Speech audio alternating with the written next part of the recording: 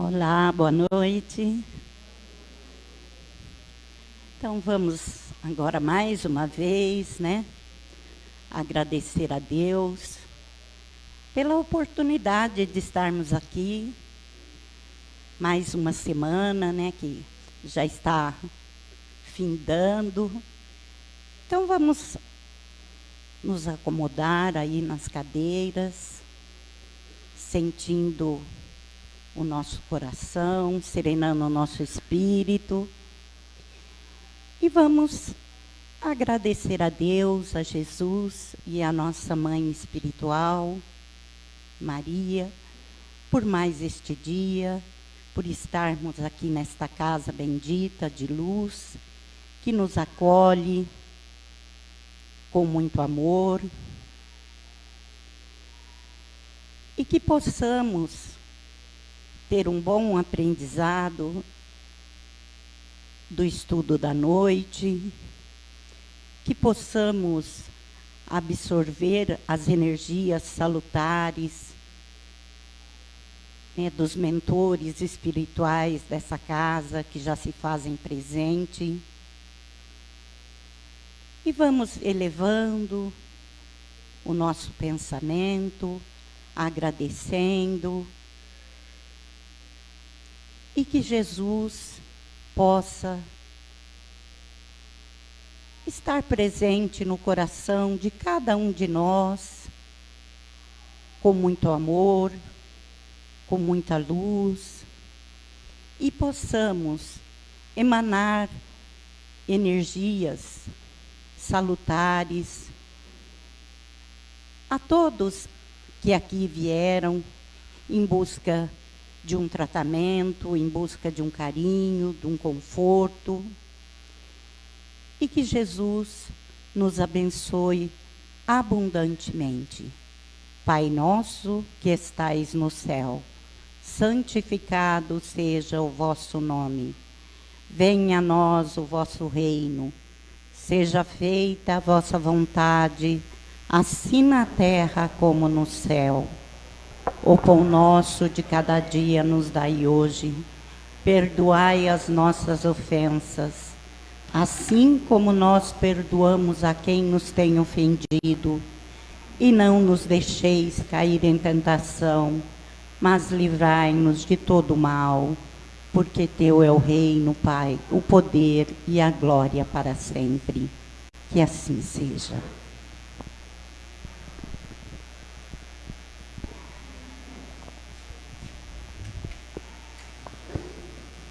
Boa noite a todos. Hoje a gente vai deixar o Evangelho, pedir licença ao Evangelho, e nós vamos abrir, de vez em quando a gente sempre faz um pequeno pinga-fogo, que é pergunta e resposta, questionamentos, e hoje nós vamos abrir para esses questionamentos com o irmão Benedito. Jesus nos abençoe a todos nós. Aqueles que queiram perguntar ou colocar seus questionamentos, fiquem à vontade.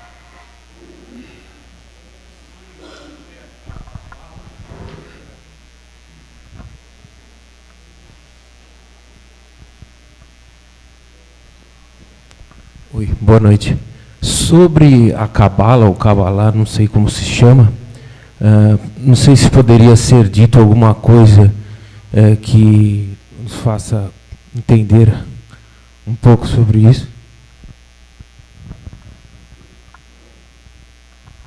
A Cabala é, boa noite a todos, Benedito, é a parte mística do judaísmo. E ela tem um grande conteúdo de espiritualidade. Inclusive, até um estudo sobre os números, por mais que a gente não tenha ainda compreensão desses estudos, mas eles se dão através da geometria sagrada,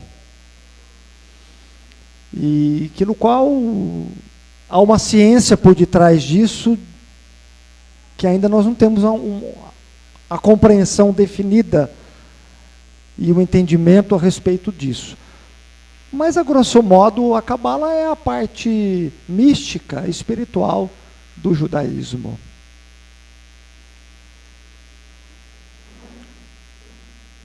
como se você pegasse o catolicismo e os carismáticos. Né? Os carismáticos é a parte mais espiritual dentro da Igreja Católica. A Opus Dei é a parte mais conservadora dentro da Igreja Católica.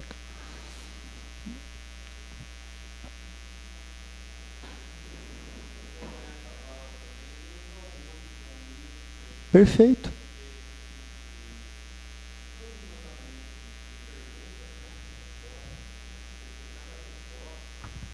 Cada resposta, cada pergunta tem várias maneiras de interpretar, né? Várias maneiras. Então, perfeito. É uma religião profunda, né? Que nós teríamos que ter um conhecimento profundo para se falar do judaísmo.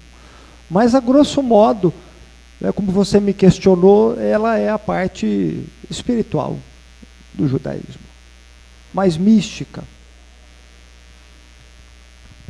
Benedito, acho que essa semana muito está se falando sobre aquele cachorrinho que mataram ele.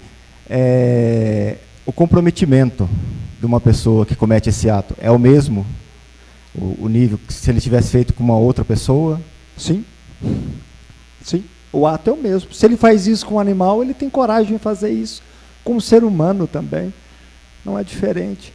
Se o indivíduo não consegue respeitar os seres menores da criação, fazendo parte da sua sociedade, é óbvio que ele não vai respeitar também a sua própria espécie. Então, o comprometimento é o mesmo. E digo mais, conforme a ciência estuda o comportamento dos animais e descobre que os animais se aproximam muito da nossa espécie, maior é o comprometimento, porque passamos a ter o conhecimento, né, desse comportamento dos nossos animais. Então, o comprometimento é o mesmo. Não tem diferença. Não tem, o ato não pesa menos porque é um ser menor. Entendeu?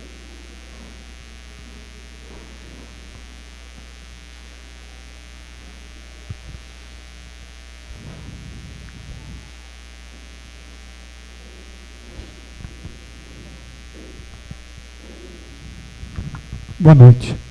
Por que nós, encarnados, temos tanto medo no desencarne de passar pelo umbral? Se é apenas um lugar de passagem, né? Por que foi criado no Espiritismo, que é um lugar terrível, de quase que um inferno que nós vamos passar? Nada mais do que natural, porque se 85% daqueles que desencarnam não são completistas, são denominados suicidas, ou direto ou indiretamente, uma pequena passagem nessa dimensão, que faz parte ainda da nossa realidade mental, não deveria nos assustar, mas deveria nos conscientizar o quanto que nós devemos nos melhorar. Agora, é claro que todos nós, indistintamente, trazemos no nosso subconsciente os tormentos e os sofrimentos no qual passamos nessa dimensão, ocasionados por nós. Então isso fica gravado. E aí, é claro que há um certo temor, porque não é um lugar agradável. Quando você começa a ter a consciência e quando você começa a ter o autoconhecimento, ele não é, óbvio que não é um lugar agradável. Se for para trabalhar é diferente, mas para você passar alguns momentos ali de sofrimento, né, nos traz lembranças, que nos remete a algumas memórias no qual nós gostaríamos que ficassem adormecidas. Entendeu? Então, uma boa parte de nós ainda passa por lá, mais ou menos, pela falta de espiritualidade, pela falta do crescimento espiritual. Mas eu sou um reflexo do que nós somos. Posso dizer uma coisa a vocês, existem vários pronto-socorros. Se chegarem lá, peçam ajuda.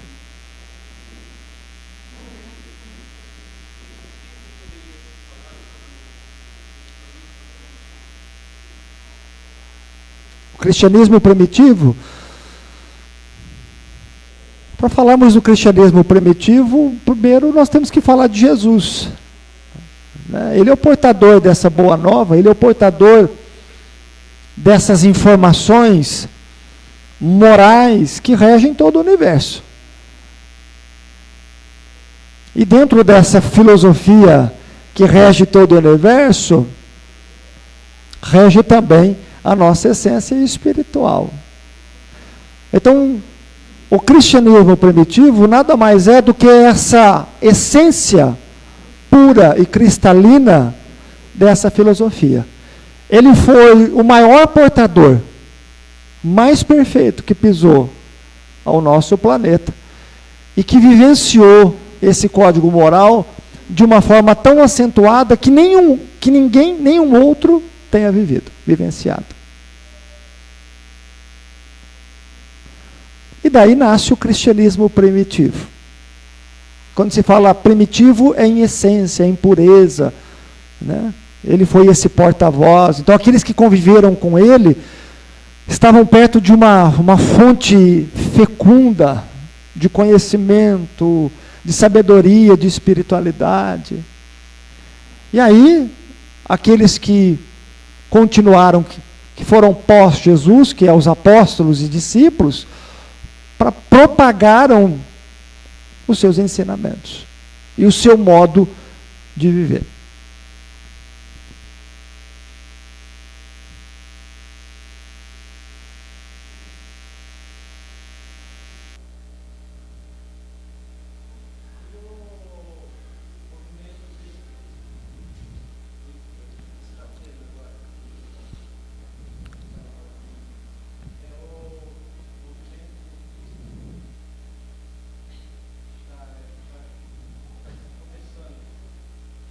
Chama movimento crístico. Olha, aí eu não poderia lhe dizer com toda a minha franqueza, porque eu desconheço. Mas o que eu posso dizer? Que todo movimento que é baseado nos ensinamentos de Jesus, se é baseado nos ensinamentos de Jesus, na sua vivência, no seu amor, na sua simplicidade, na sua busca interior, eu posso dizer para o senhor que é uma rota segura. Desde que os adeptos desse movimento vivenciem realmente esse cristianismo primitivo que questionou o nosso irmão. Quando se fala da doutrina espírita, por exemplo, ele é um resgate do cristianismo primitivo? Sim, ele é um resgate do cristianismo primitivo. Na sua essência, na sua pureza, na sua formosura, porque nós tentamos compreender essa essência sem necessitar da religião tradicional com seus dogmas e rituais. É buscar a sua essência espiritual e verdadeira. Aquilo que ele nos deixou, que é o amor, que é a resignação, que é a oração, que é a caridade, que isso nos traz um grande senso de justiça. Digo uma coisa ao senhor, independente da religião, filho, se nós seguíssemos, porque o que Jesus nos deixou, ele não é um embasamento somente religioso, ele não está somente num aspecto de religião. Jesus nos traz uma maneira de vivenciarmos a vida conforme Deus o quer. Conforme Deus o quer. Então, os seus ensinamentos, eles não estão embasados somente nos aspectos da religião. Até porque você pode utilizar os ensinamentos do Cristo, hoje na questão da modernidade, no qual se fala sobre empatia, se fala sobre resiliência, se fala sobre inteligência emocional, se fala em ressignificar as coisas. O que é tudo isso? Senão coisas que já foram passadas para nós de uma forma tão verdadeira como Jesus nos deixou. Jesus teve uma enorme empatia, por todos aqueles que sofriam, por todos aqueles que tinham aflições. Jesus nos ensinou sermos resilientes quando Ele nos diz, dá a outra face. Jesus nos ensinou a questão de ressignificar as experiências, quando Ele nos diz, dai a César o que é de César e a Deus o que é de Deus. O que Ele quer dizer? Essas coisas é de César, era do mundo, faz parte do contexto humano. Mas ressignifica isso. Ressignifica buscando as coisas de Deus, ressignifica buscando algo positivo, mesmo que seja uma experiência dolorosa. Isso foi apropriado pela psicologia transpessoal moderna. Coisas que Jesus já dizia e bem o fez. Então nós não podemos achar que Jesus é um aspecto somente religioso. Jesus faz parte de uma essência que todos nós possuímos e que devemos vivenciar conosco, na nossa família e na sociedade, para encontrarmos realmente a verdadeira harmonia, o equilíbrio, a paz, a não violência, a justiça, a caridade. Porque empatia é se colocar no lugar do próximo.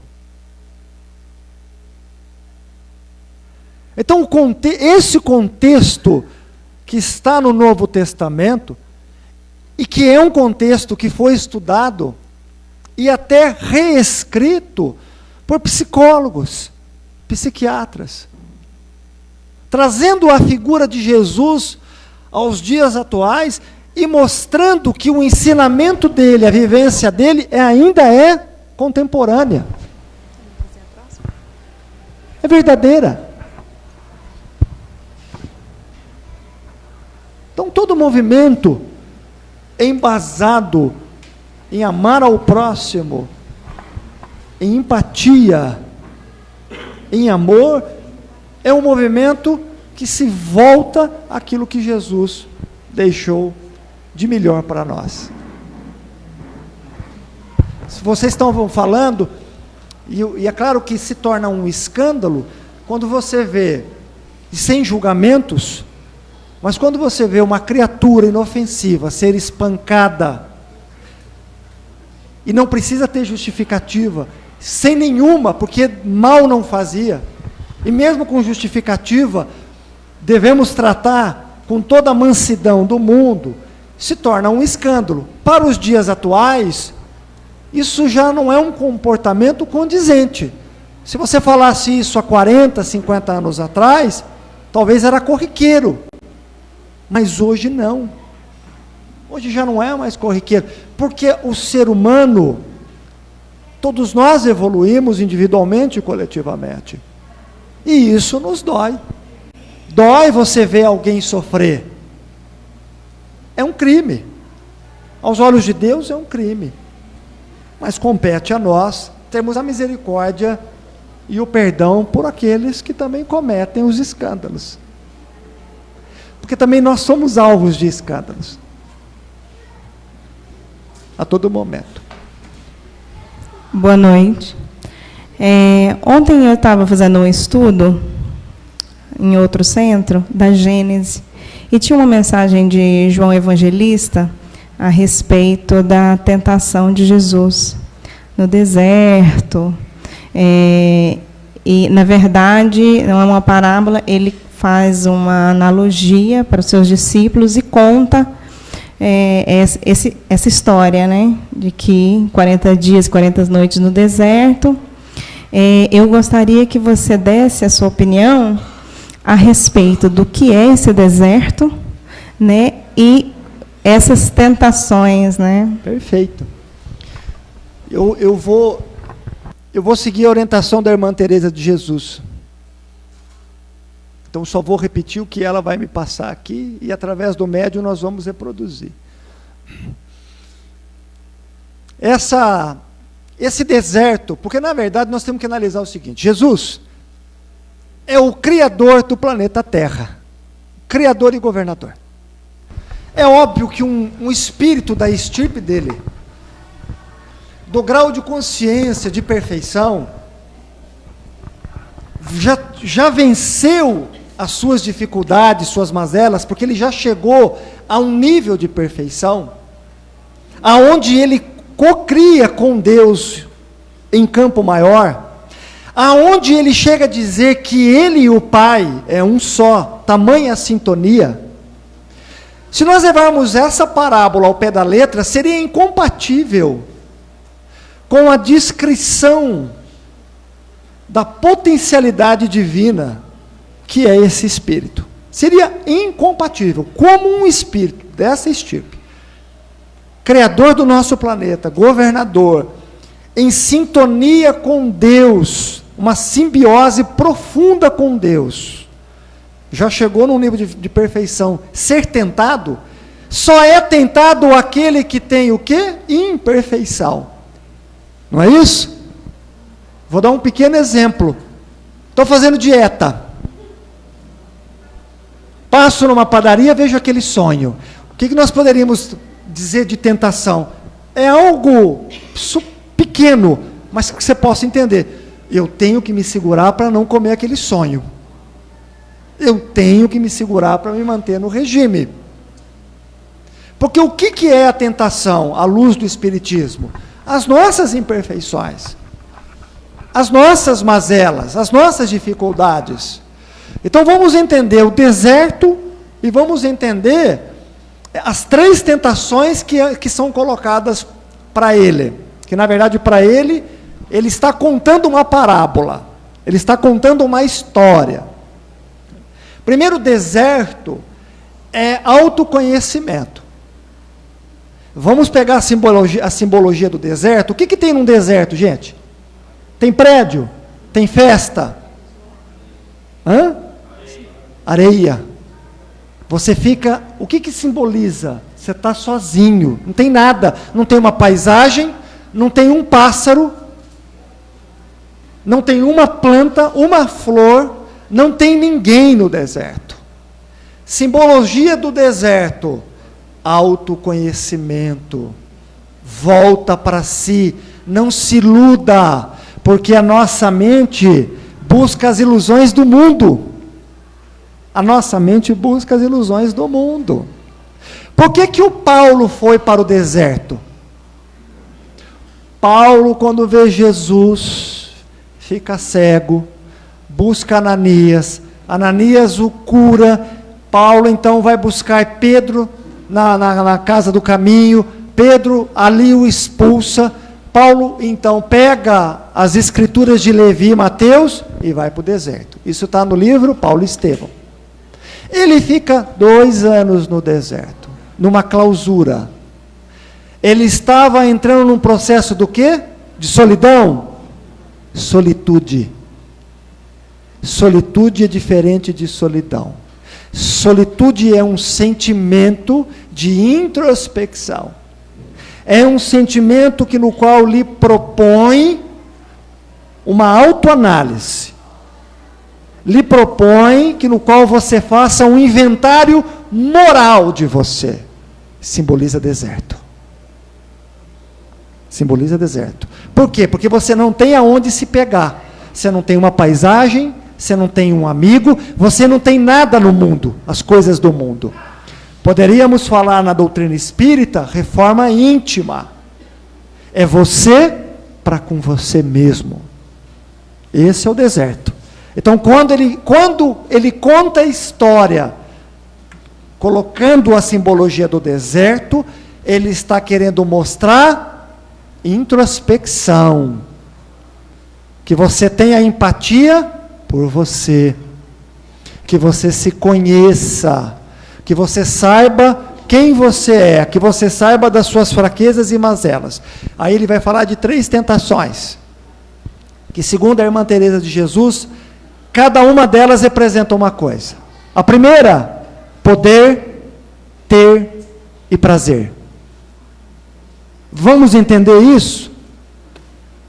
Volta para o seu deserto, conhece-te a ti mesmo, para que você não se iluda nessa vida, nesse mundo, com esses 3 aspectos que nos tira do nosso caminho. Poder, ter e prazer. Quando coloca o prazer, é o prazer das coisas do mundo.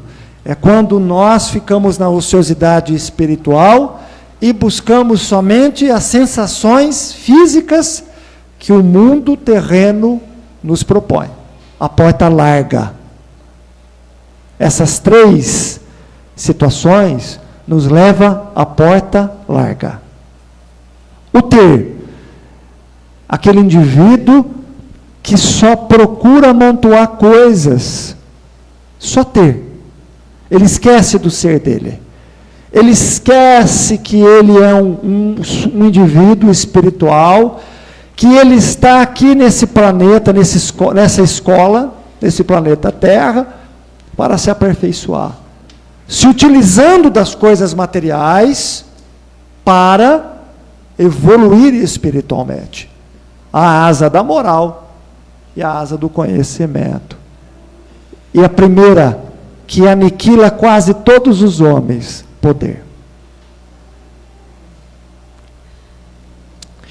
A falsa ilusão de que eu tenho domínio sobre alguma coisa. Se nem mesmo eu tenho domínio sobre a minha essência, a minha vida, porque eu não me conheço. Então, quando Jesus põe a simbologia do deserto e fala das 3 tentações, ele quer dizer o quê?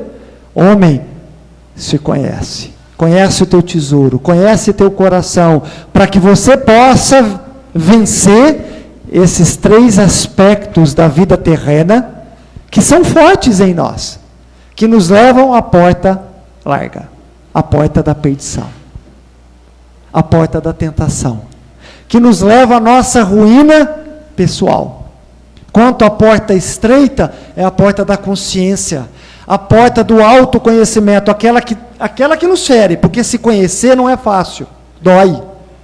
Por isso que diz que a porta é estreita, porque se conhecer dói, não é fácil se enxergar, não é fácil se assumir que é assim, que é assado, que pensa desse jeito, que sente ainda dessa maneira, dói.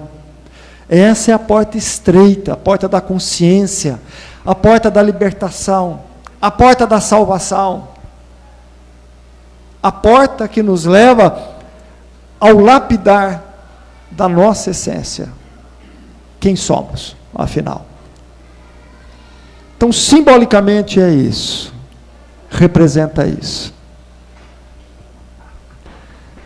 Esse dar a outra face não seria não reagir? Nós temos que entender o seguinte: se alguém vier lhe dar um soco, é óbvio que você vai se proteger, e você tem o direito de se proteger, você tem o direito de se defender. Você não tem o direito de tirar a outra vida, mas você tem o direito de se defender. É necessário que você vai se defender. Você literalmente não vai dar a sua face a um soco. Essa face que Jesus diz, e que cria as grandes desavenças, é a face que se encontra no campo do diálogo e no campo emocional. Seja sábio, se conhece, para dar a face ao tolo que não se conhece. Por isso que ele fala aquilo.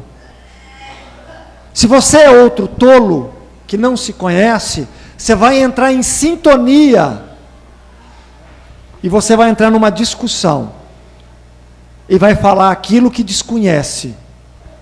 E aí ali, quem pratica o mal é escravo do mal, e quem não corta o mal também se escraviza. E mal, o que nós colocamos de mal, é o estado de ignorância. É a falta de ter sabedoria. Só se tem sabedoria quando você tem autoconhecimento. Quando você se conhece, você se torna sábio. Você conhece seus limites. Você sabe que não é uma situação favorável de você dizer nada. É necessário que você fique em silêncio e em prece. Porque se você disser qualquer coisa naquele momento, pode ser o estupim de um comprometimento. Isso é dar a outra face. Isso é sairmos do duelo. Agora, nós precisamos ter uma grande dose de humildade, porque a humildade nos proporciona esse autoconhecimento. Nós só entramos nessas discussões, nós só entramos nesses duelos, porque sentimos que a nossa honra foi ferida, sentimos que o nosso orgulho foi ferido. E o orgulho, hoje, é um grande entrave. Não se tem mais os duelos nem de espadas e nem de revólveres. Mas existem os duelos de pensamento. Existem os duelos de discussões, e que são discussões inúteis e fúteis. E uma boa parte de nós gasta um tempo enorme nessas situações, aonde nós queremos medir a nossa força para massagear o nosso ego. Então, dar a outra face que Jesus diz, Jesus está falando de uma face emocional, psicológica, espiritual. Seja sábio, se conheça, pratique sua espiritualidade, porque se você fizer isso, você vai se poupar de muitos comprometimentos e aflições, porque a vida na terra é espinhosa, e os relacionamentos ainda são espinhosos. Nós temos que ter um legado de uma grande arte, de saber vivenciar com todas essas dificuldades, e conviver com pessoas que não pensam como nós pensamos, mas que nós precisamos respeitá-las, precisamos ouvi-las e precisamos de uma grande dose de inteligência espiritual. Essa é a face que Jesus propõe. Porque se alguém tiver a te agredir, é óbvio que você vai se defender e você tem o direito da defesa.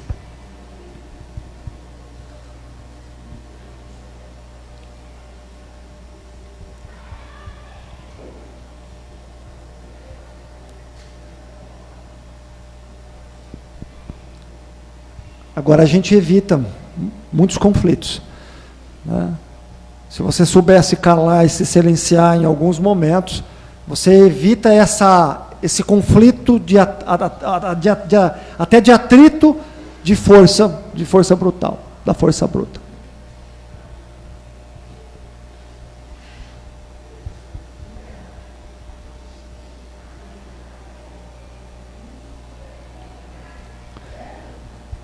Alguém quer colocar alguma coisa?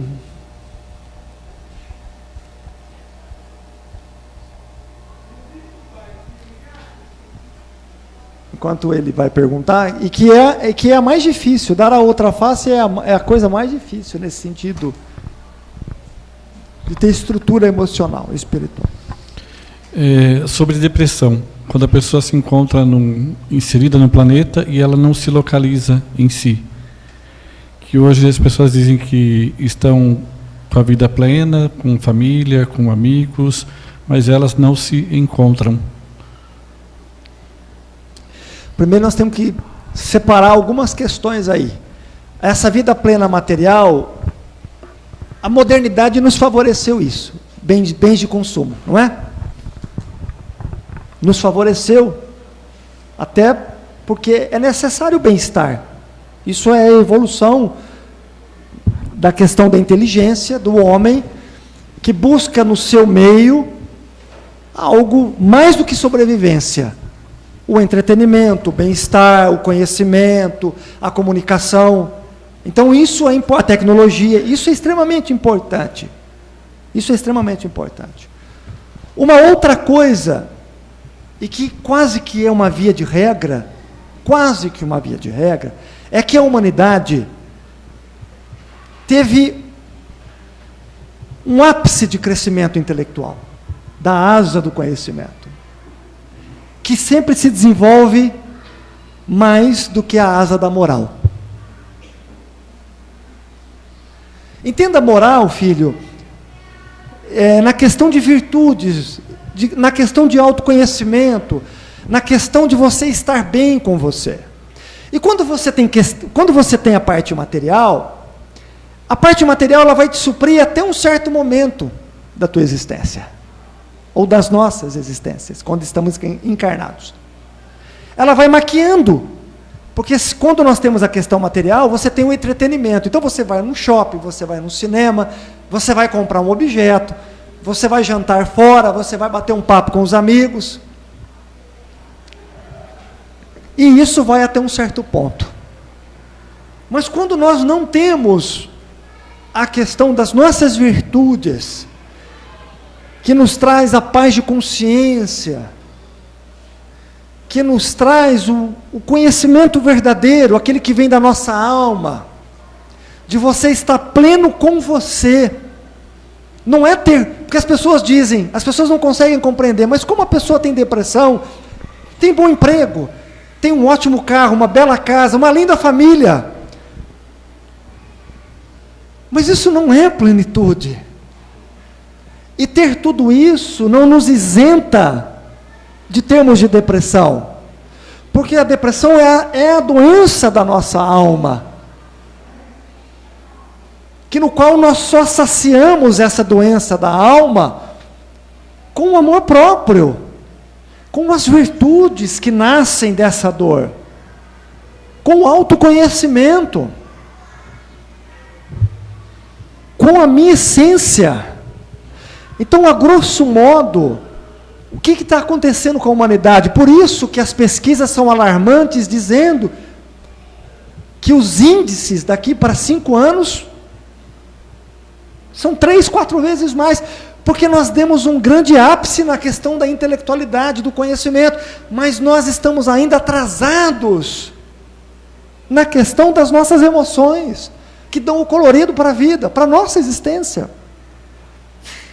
Nós precisamos desenvolver essa outra asa, para então compreendermos o que realmente é plenitude, e podemos aproveitar da família linda, do emprego, do carro, dos bens de consumo, do entretenimento, de uma forma saudável, de uma forma equilibrada, mas que eu esteja bem para comigo. Então nós estamos vivendo coletivamente um momento oportuno de evolução moral da humanidade. É oportuno. Então, não é um problema. Se você disser assim, nossa, mas isso é um grande problema. Não, isso é oportuno. Você já parou para analisar que a hora que as pessoas, o coletivo, vencerem a depressão e os seus índices caírem, e que nós possamos perceber que o amor é importante, que a caridade é importante, que conversar com o próximo é importante, que é importante aqueles 10 minutos que eu vivo extremamente acelerado, mas aqueles 10 minutos que alguém me pede é importante, porque eu consigo, de repente, evitar que esse indivíduo se suicide. De repente, eu consigo evitar que ele tire, não a vida dele, mas pode tirar a vida de alguém. 10 minutos talvez seja suficiente para consolá-lo e conseguir dar uma faísca para que ele consiga vencer aquela melancolia aguda, hoje chamada de depressão. Quando nós percebemos isso, filho, e nós temos que perceber, infelizmente, sentindo na pele, quando nós percebemos isso, nós vamos viver um planeta melhor. Então nós estamos vivendo uma grande oportunidade. Digo mais a você, a espiritualidade sabendo disso, Deus na sua misericórdia sabendo disso, nunca foi-se tão rico nos dias atuais, livros de autoajuda, livros de espiritualidade. O tanto que se fala de inteligência emocional, que nada mais é um vínculo à inteligência espiritual. Nunca se falou tanto disso.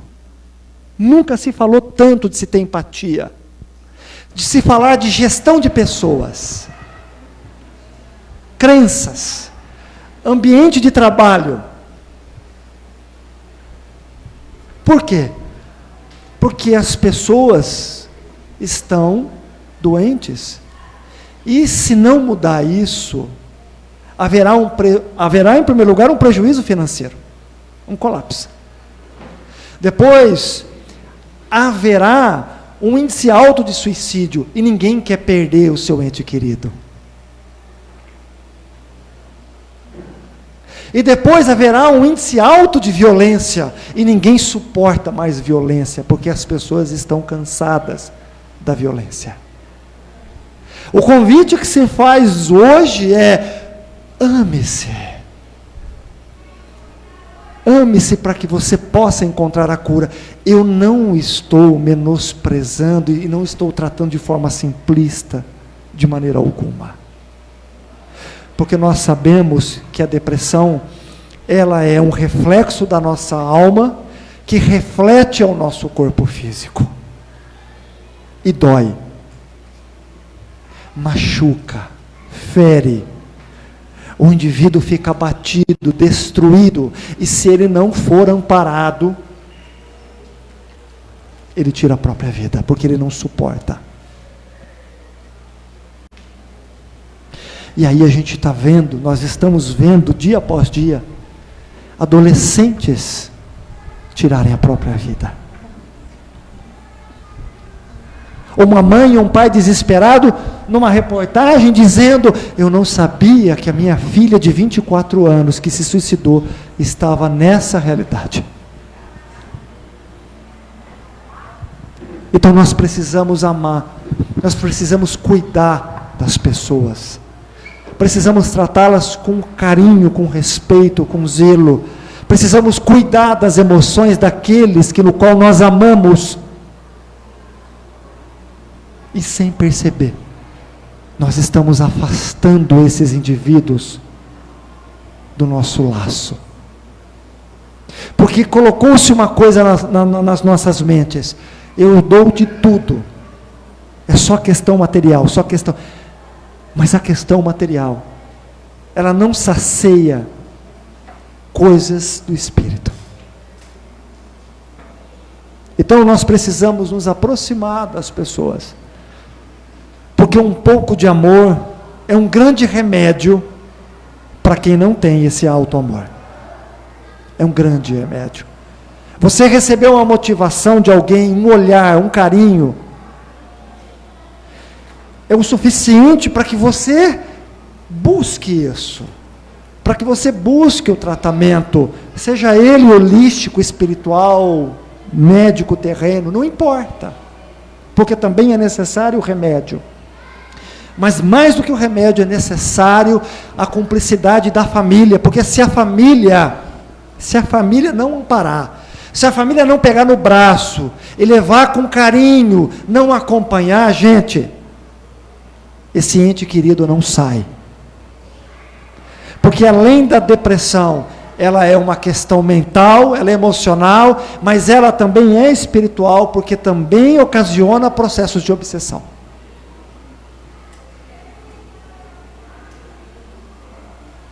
Então não desista dos seus entes queridos. E não pensem que isso é frescura, porque não é. Quem já passou por uma depressão, sabe o quanto é difícil. Ela dói, ela é física, porque ela reflete no corpo. Ela começa na mente, ela reflete nas emoções, e das emoções reflete para o corpo. É uma grande apatia. Então não adianta querer motivar o indivíduo dizendo: mas você tem tudo, você tem carro, você tem família, você tem emprego. É a forma mais errônea que se tem, é colocar esses argumentos, porque ele está doente. Tão doente que ele necessita de remédio, para que o corpo físico gere substâncias para ter a reação. Ele precisa de psicoterapia, e ele precisa de uma grande dose de amor da família para tratar as emoções. E ele precisa de tratamento espiritual. São 3 aspectos que tem que ser trabalhado na depressão. Então, se vocês puderem se aproximar e mudar essa ótica sobre essa doença, entender que se ela não for sanada, o fim é suicídio. O fim é suicídio.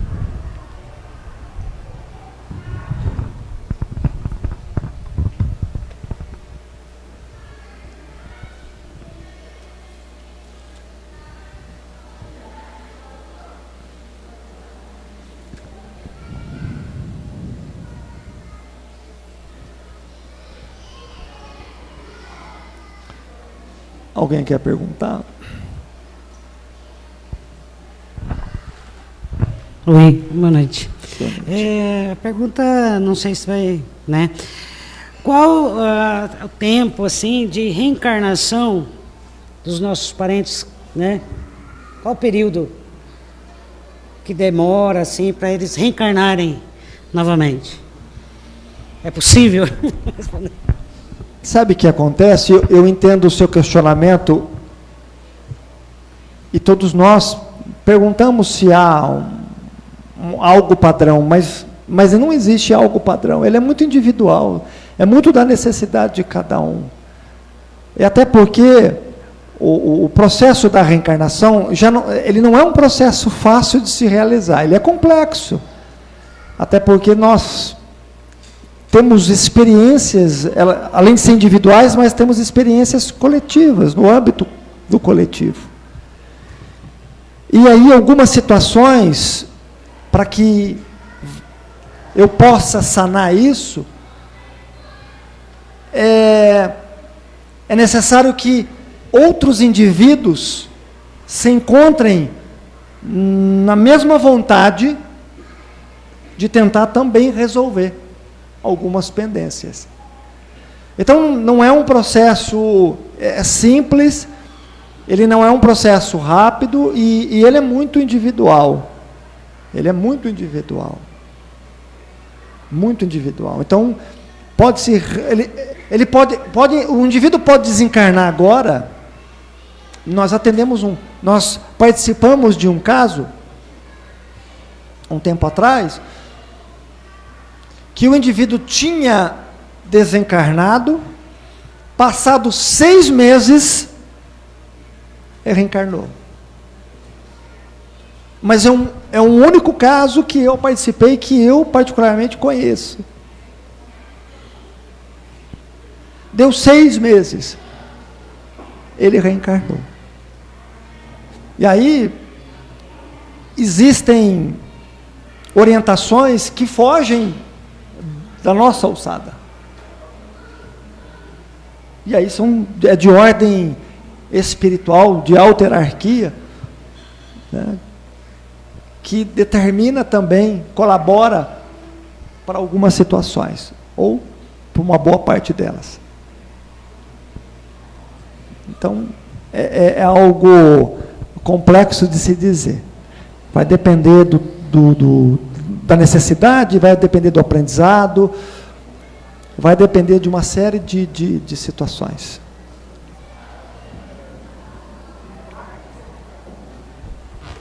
Mas eu vou dizer uma coisa à senhora, viu? Quando a gente está desencarnado, a gente não vê a hora de encarnar, porque é assim, né? Quando está encarnado, não vê a hora de desencarnar, né? Porque quando você está desencarnado, você tem consciência. É uma ilusão achar que está desencarnado lhe propicia um alívio. Ao contrário. Se a consciência lhe fere, você sente aquela necessidade urgente de resolver isso. E você só resolve isso reencarnando. Reencarnando.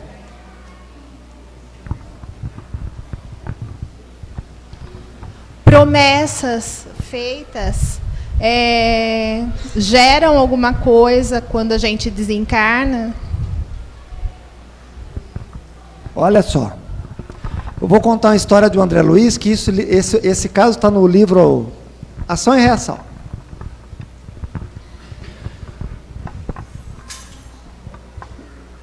Um indivíduo francês veio passar suas férias no Brasil. Conheceu uma moça. Ele se apaixonou pela moça, a moça por ele, trocaram juras de amor, e ele prometeu a ela que voltaria e casaria com ela. Ele retornou à França, não conseguiu retornar ao Brasil, acabou casando na França, fez a sua vida, mas antes disso, antes de ir embora, ele deu um espelho a ela, para que ela pudesse sempre lembrar dele, um espelho muito bonito, que ela pudesse sempre lembrar dele com muito carinho. E aí ele retornou à França, fez a vida dele lá, casou-se, e a moça sempre ficou na esperança de que ele voltasse. E aí quando ela olhava aquele espelho era uma relíquia para ela, era um objeto no qual possuía um sentimento fraternal. O que aconteceu? A moça desencarnou e ficou presa ao espelho. Parece absurdo, mas ficou presa ao espelho. Ela ficou fascinada, porque aquele espelho era o objeto que ligava ao seu amado. Ela ficou presa ao espelho. E André Luiz foi convidado a estudar um fenômeno chamado psicometria. Vocês sabem o que é isso? Psicometria? É um fenômeno onde o médium coloca a mão sobre um objeto, e como os objetos todos, eles estão impregnados de fluido, de indivíduos que tiveram a posse desse objeto, um médium de psicometria é capaz de colocar a mão e conseguir, através desse objeto, ver os seus donos, ver uma situação no qual esse objeto fazia parte de uma existência passada, ou de uma situação. Isso é psicometria. É igual você pegar uma roupa, de repente você pega uma camisa, o médium põe a mão naquela camisa, e ele começa a descrever, isso é psicometria, ele começa a descrever o dono da camisa.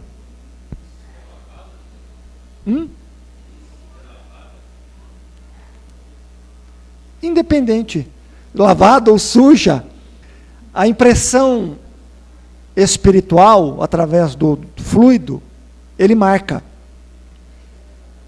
Ele marca. E demora para sair. Se é um objeto que fez parte da decoração por anos, demora cada vez mais para sair, fica impregnado. Então, um médium de psicometria, com essa sensibilidade, consegue fazer uma análise, através desse objeto, das pessoas que possuíam esse objeto. E aí o André Luiz, com o mentor Alexandre, foram visitar um museu. Chegou lá, o André Luiz bateu o olho e viu o espelho. E viu aquele dito espelho daquela moça. O Alexandre pede para André, chega um pouquinho mais perto desse espelho e fixe seu olhar nele. E André Luiz assim o fez.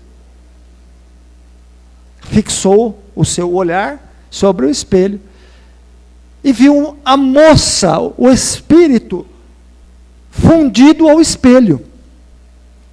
Fundido ao espelho. Preso ao espelho. E se assustou com o que ele viu. E ele, então, questiona Alexandre. Como que pode isso? E aí o Alexandre conta toda a história. Toda essa história. Aí o André Luiz diz, e como isso termina? Termina o espelho parando na mão do seu pretendente, do seu futuro pretendente. aí começam aqueles processos de fenômenos de efeito físico dentro da casa. Então, voltando a repetir a sua história, aquilo que você prometeu e não cumpriu é comprometimento. Por isso que a gente tem que pensar muito antes de prometer qualquer coisa. Qualquer coisa. Comprometimento consigo próprio, comprometimento com outra pessoa. Por isso que nós temos que ser muito sinceros e transparentes com as nossas imitações. Nós temos que ser sim, sim, não, não. Posso ou não posso. Dá ou não dá. Essa coisa de ficar no meio termo para agradar nos compromete profundamente. Porque você cria esperança no coração alheio. Você cria expectativa num coração alheio. E aí, o que eu não posso, o que eu não quero que façam comigo, eu também não devo fazer a outra. Parece besteira, mas quando a gente passa a ter a compreensão, né, daquilo que nós cativamos, das pessoas que nos cercam, a responsabilidade que nós temos é incomensurável. Então nós temos que ser sim, sim, não, não. Não prometa aquilo que você não consiga cumprir. Mesmo que seja para agradar. Ah, mas eu quis agradar. Você vai gerar expectativa. E se você não cumprir com a expectativa, você vai gerar um outro sentimento chamado frustração. E da frustração pode nascer a revolta, e da revolta pode nascer o ódio.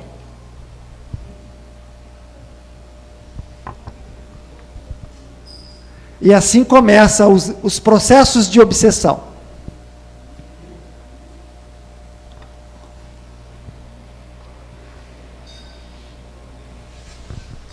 Benedito, nesse caso do espelho, como fazer para ela se desligar do espelho?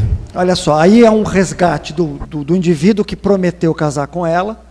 Esse espelho onde ela está presa, é muito provável que esse espelho, esse objeto, seja comprado pelo seu pretendente, por seu pretendente lá do passado.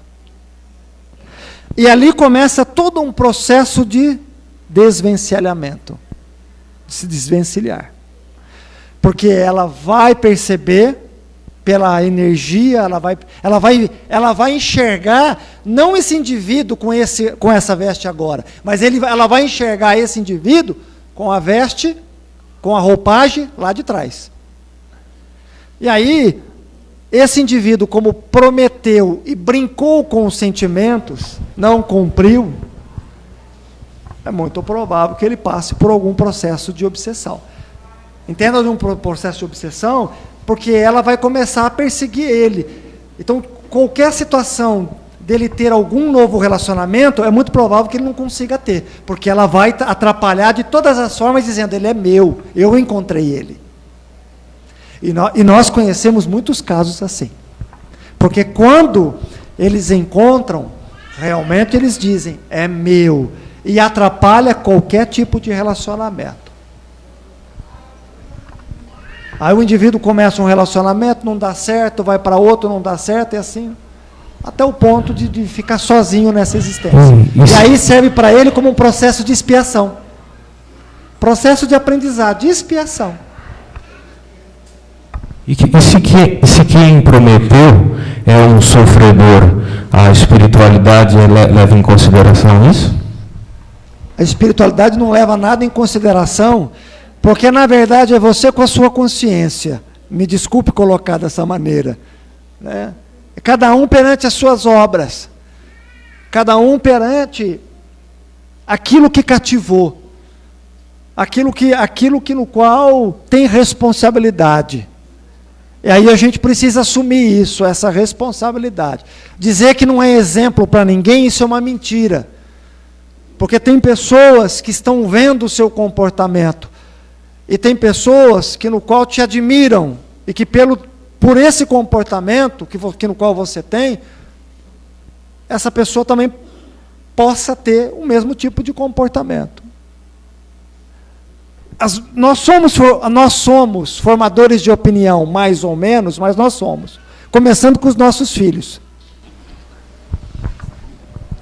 Então, nós somos formadores de opinião. Então, nós precisamos tomar um certo grau de cuidado. Uns são mais, outros menos, mas todos nós possuímos essa capacidade de influenciar pessoas. Se influenciamos negativamente, nos comprometemos. Se influenciamos positivamente no crescimento dela, no amadurecimento dela, no alto amor dela, ganhamos pontos, créditos. Sempre, sempre. Responde pelos seus atos, pelas suas ações, e pior, se é um mau exemplo e alguém te seguiu, mesmo que você tenha dito, né, eu não sou exemplo para ninguém, você ainda responde por isso. Boa noite. Partindo do princípio que esse espelho, né, que aquele objeto, ele está, no caso, impregnado com a energia daquela pessoa que faleceu, né? E vamos imaginar que esse espelho, né, ou qualquer objeto, no caso, ele se quebre. O que acontece? Quebrou esse ou não? Não. Fica preso ao objeto de afetividade. Sabe o que é talismã? Uhum. Vocês vão entender o que é talismã. Nada mais do que isso. Você ganhar um objeto de alguém que você ama, ou de alguém que tem uma posição, seja um religioso, ou alguém que tem uma posição... entenda... afetiva. Não só afetiva, mas uma posição que chame a atenção. E você acredita que aquilo que você recebeu, você guarda com tanto carinho, que você acredita que é o teu objeto da sorte. Até porque não existe sorte ou azar no universo. Existe a lei do trabalho, né? Então, a pessoa se pega a isso. Eu ganhei daquilo da minha tataravó, que passou para minha bisavó, que passou para o meu avô, para minha avó, e que passou para mim. E eu tenho que guardar aquilo, porque aquilo é uma relíquia, é um talismã, é um objeto que está na minha família. Quer dizer, e aí nasce essa simbologia do talismã. Um objeto santificado. Mas que, na verdade, é apenas um objeto. Então, aí entra aquela superstição. Mas se eu perder, se isso for roubado, se isso for quebrado, é apenas um objeto. Isso não influencia em nada na sua vida espiritual. Influencia quando você passa a ter essas crenças que te aprisionam em rituais, em dogmas, em manias, achando que para dar certo precisa ter aquele talismã. Não, para dar certo você precisa se esforçar. Você precisa ter mérito. Você precisa buscar. Obrigada. Agora, eu digo uma coisa a você. Isso é um fato. Aconteceu muito isso nas pirâmides do Egito. Isso é um fato realmente. Quando eles faziam aqueles rituais de adoração, principalmente com a questão da morte e o processo de mumificação, e como eles estavam presos a esse processo, esses espíritos, quando desencarnavam, ficavam presos a essa situação. Quando era retirado qualquer objeto dali, ou sarcófago, ou qualquer objeto, que as pessoas, a maldição da múmia, a maldição daquela... Na verdade, são espíritos que estão presos àquela situação. E como foi retirado um objeto que pertence a eles, entre aspas, porque eles acreditam que pertençam a eles, eles passam a assediar o indivíduo que retirou o objeto. E aí passamos a compreender o processo das maldições com o processo da obsessão. Se vocês saírem aqui fora, por exemplo, e vocês virem um trabalho com velas, comida, roupas. Não chutem, respeitem. Porque se você desrespeitar, é óbvio que tem alguém espiritualmente falando que está preso a essa realidade, vai se sentir desrespeitado e vai te assediar. É a mesma coisa de encarnado para encarnado. Se alguém entrar na tua casa, que você não conhece, mas que veio através de um amigo teu, abrir a porta da tua geladeira, fazer as necessidades dele com a porta do banheiro aberto, você vai se sentir desrespeitada. E isso não vai sair da tua mente, porque é uma experiência chata, é a tua casa, é o teu lar. Ali está contidas as tuas crenças, ali está contido os seus hábitos. Quando a espiritualidade benfeitora entra num lar, sabe a primeira coisa que nós fazemos? Fazemos uma prece e pedimos licença se podemos entrar. Só entramos se há licença para entrarmos. É assim que funciona. Respeito. Respeito às crenças. Então, essas maldições, nada mais, nada menos, são isso. São sacerdotes egípcios, os iniciados que estavam presos a essa condição, ficam protegendo ainda o rei. Porque sempre fizeram isso. Vou dizer por mim, no tempo de escravidão, nós éramos obrigados a servir aos homens da casa grande e comíamos o resto. E assim nós fomos educados e adaptados a essa circunstância por anos. Quando você desencarna, alguns ficam presos a essa crença. Presos ainda, espiritualmente falando, de servir aos homens ou mulheres em questões materiais, como alguns pretos velhos. Presos ainda a essa crença, que acham ainda na obrigação de fazer favores materiais, coisas materiais, aos encarnados, porque sempre assim o fizeram quando eram escravos.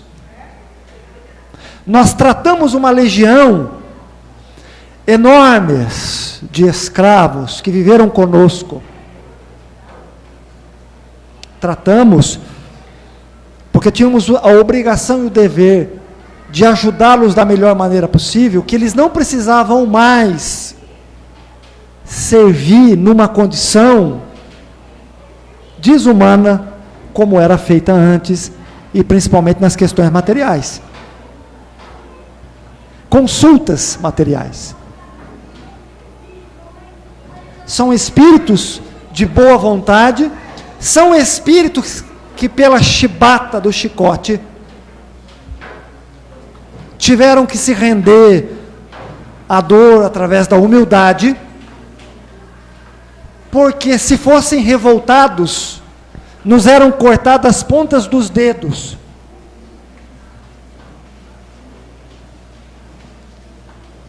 As pontas dos dedos. Então quem passou por essa situação, teve que se render à resignação, à paciência, à humildade. E aí automaticamente alguns se adequaram àquilo, achando que a realidade era aquilo, para sempre era aquilo. E quando desencarnaram, continuaram presos a esse quadro.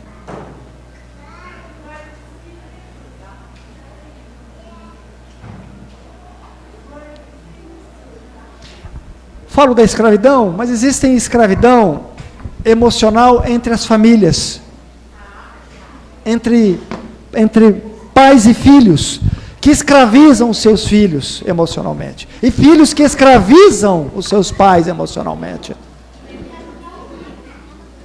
Isso é uma escravidão.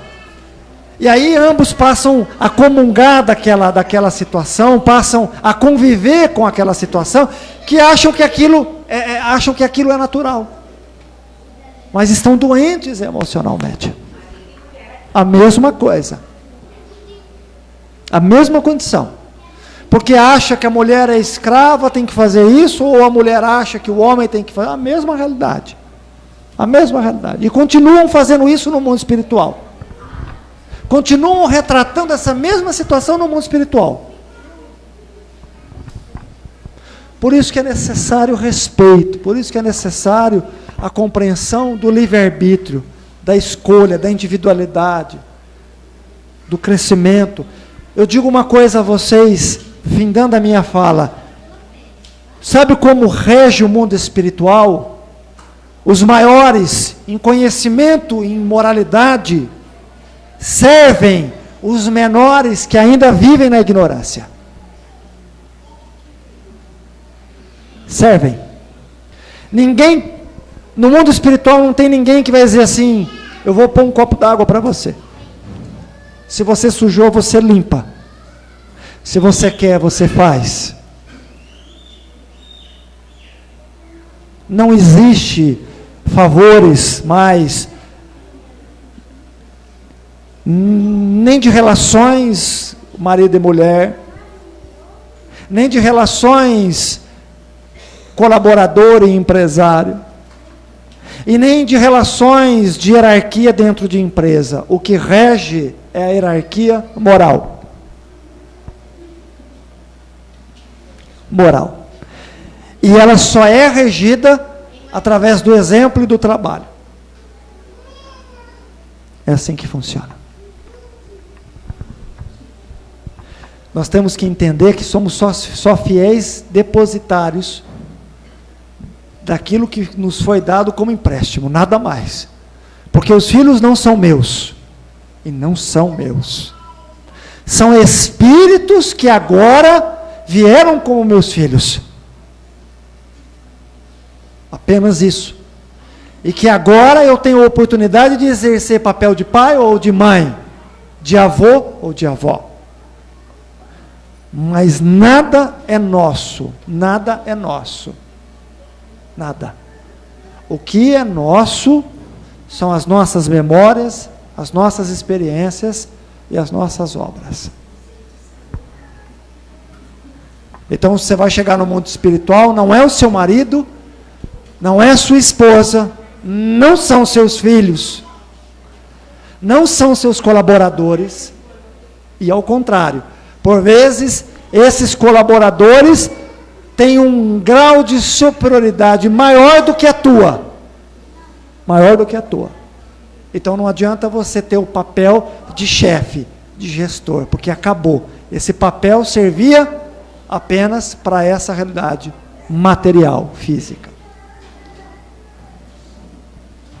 É assim que funciona. E também não adianta dizer, eu sou espírita, e achar que tem uma carteirinha que por ser espírita, também vai ter uma condição melhor.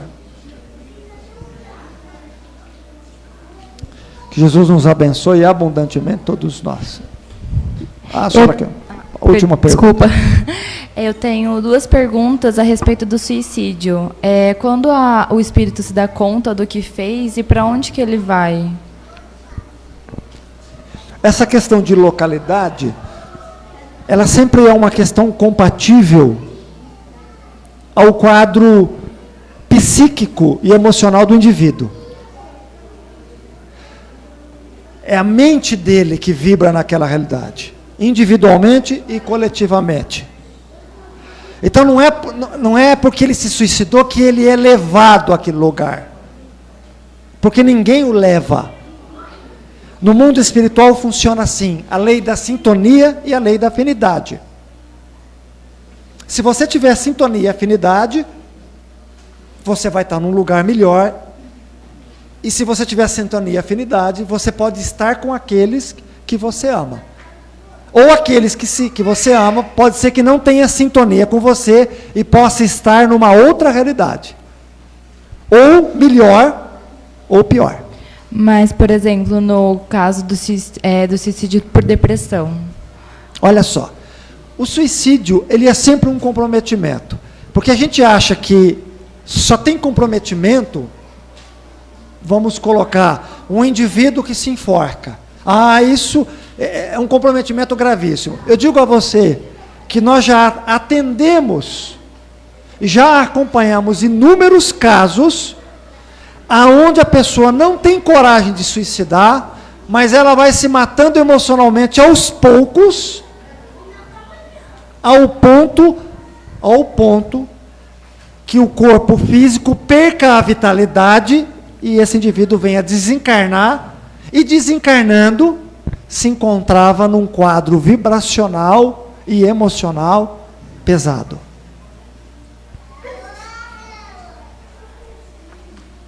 Então, no que nós devemos entender é que no mundo espiritual não existe um padrão, não há regras no sentido, é separado, fulano, não. O padrão e as regras, elas são de acordo com a tua individualidade, com a tua afinidade. Semelhante atrai semelhante. É assim que funciona. Nada mais, nada menos do que isso.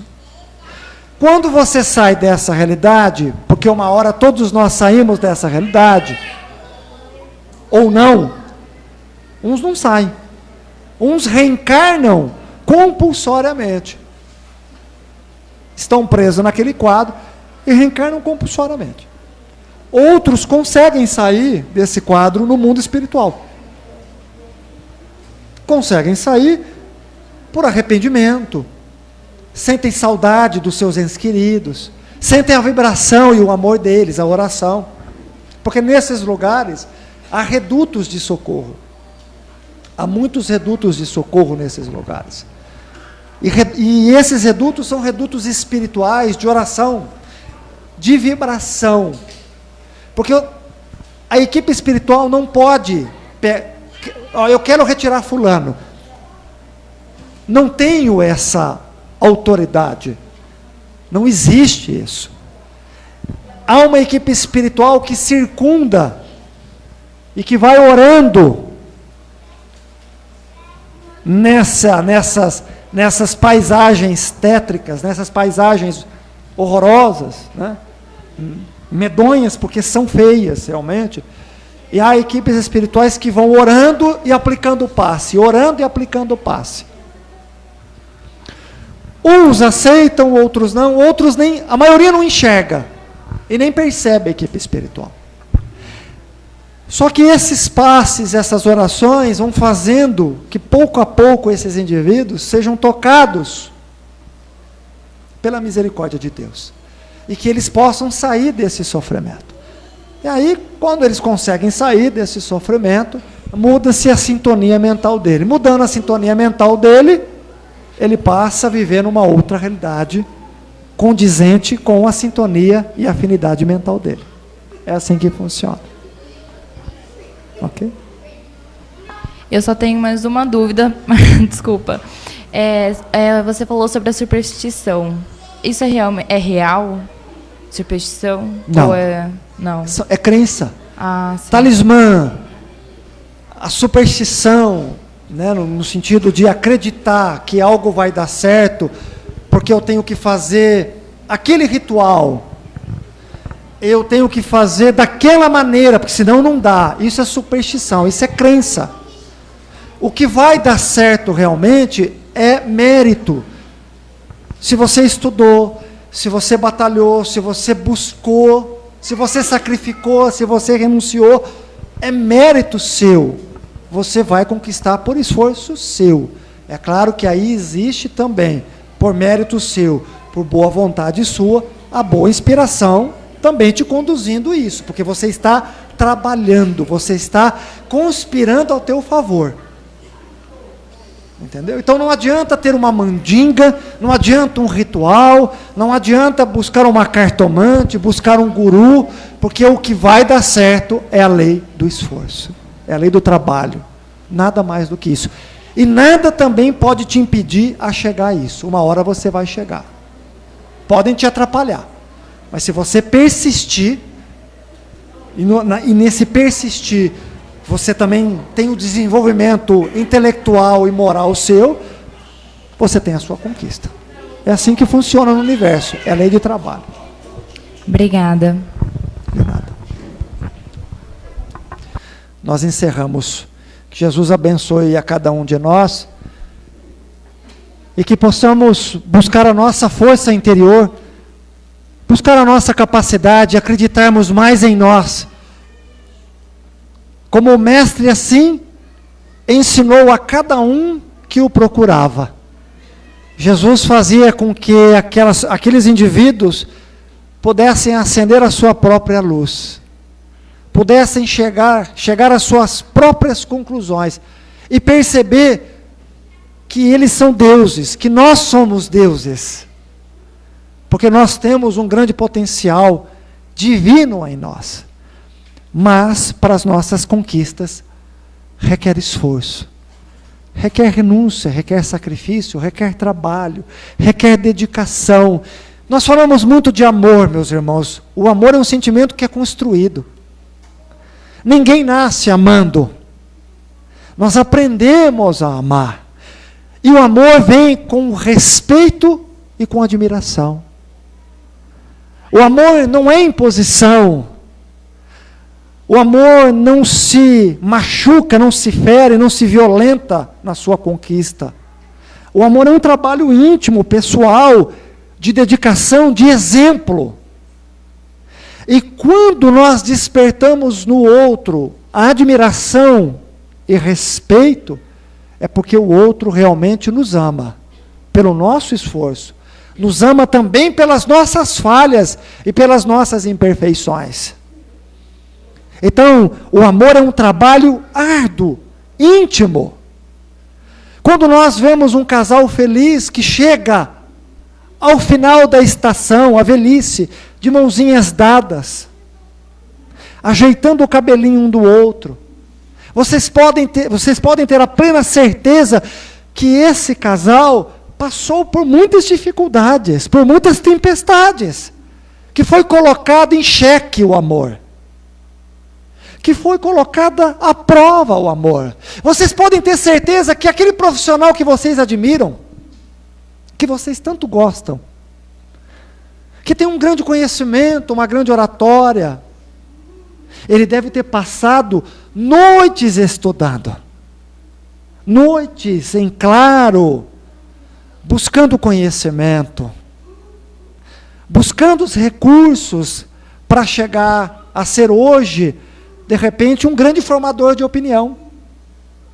Quando a gente vê um médico, um professor que passa horas corrigindo provas, que passa horas preparando aulas, e que por vezes tem que licionar com dor, com problemas familiares, e um professor que a gente admira porque tem uma facilidade de passar o conhecimento, tem uma empatia, tem uma hipnose, que no qual atrai os olhares e a atenção dos alunos, mas vocês podem ter a plena certeza que esse professor está no seu extremo esforço. Como também uma mãe. As nossas mães, as nossas mulheres, que só elas mesmas, para trabalharem gratuitamente, quando elas parem, quando elas dão à luz, um trabalho que não é reconhecido, um trabalho que é árduo, que elas passam noites em claro, em nome do amor. Dor no peito, cansaço, fadiga, mas por amor ao filho, por amor à família, por amor àquele lar, ela faz ao seu extremo, e continua fazendo, porque esse filho vai crescendo, e coração de mãe jamais esquece seu filho, e coração de mãe guia o seu filho aonde ele estiver, porque filho, eu digo que é uma promissória que não se encerra nunca, Não estou querendo aqui tirar a função da paternidade de maneira alguma, porque há pais valorosos que se sacrificam, que renunciam, pensando no futuro dos seus filhos, pensando também em dar o melhor, em nome do amor. Em nome do amor.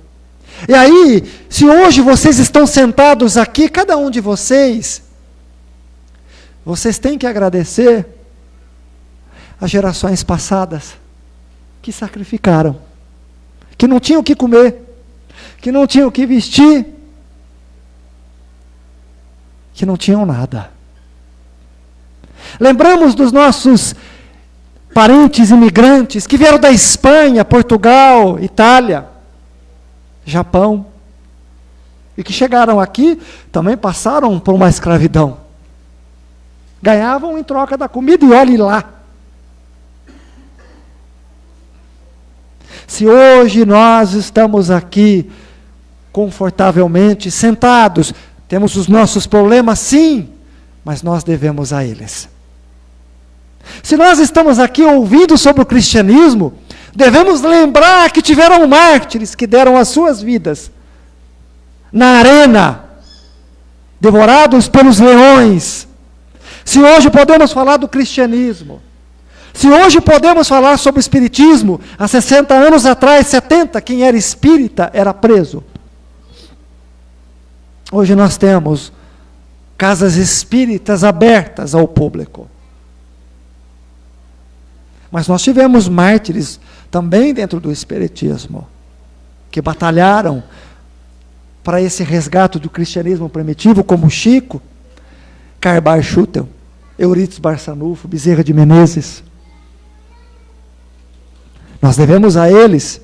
Se hoje o espiritismo está na moda, se hoje é bonito se falar eu sou espírita e bater no peito, devemos a eles. Devemos a eles que foram escorraçados, maltratados, que eram enxergados de cima, de baixo para cima, de cima para baixo. Devemos a todos esses indivíduos a nossa gratidão. Devemos a Jesus, porque estamos chegando ao Natal, simbolicamente o Natal. Devemos a Ele porque deu a maior prova de amor à humanidade. Porque não teve um homem que eu conheça na história da humanidade que suportou tortura, que suportou abandono e traição, e uma crucificação e uma morte extremamente dolorosa, e continuando amando a humanidade, continuando amparando aqueles que no qual o escorraçavam. Lembremos de Jesus, meus caros irmãos. Lembremos dele. Lembremos que Natal é muito mais do que uma mesa farta, é muito mais do que troca de presente. Mas o Natal simboliza a lembrança desse grande Espírito que nos deixou esse legado de amor. Nós temos por obrigação, por sermos cristãos, resgatarmos isso, não só nessa data especial, mas todos os dias de nossas vidas aqui no planeta Terra. Porque só vai ter paz, só vai parar o derramamento de sangue quando nós amarmos. Quando nós lembrarmos que o aniversariante é Jesus. E é aquele que no qual não ganhou nenhum presente. Ganhou ingratidão. E no final da vida, tortura. Que Jesus esteja presente em vossos corações. E que possamos trazer o senso de justiça. E viver essa justiça de Deus através da caridade. Amparando aqueles que sofrem, amparando aqueles que não têm voz, mas não de forma violenta, de forma bárbara, mas com uma postura inteligente, como assim Jesus também teve com uma sociedade doente, onde existiam inúmeros excluídos. Jesus não precisou ser violento com ninguém. Tenhamos esse tipo de postura. Esse tipo de postura. Para termos uma sociedade justa. Que assim seja.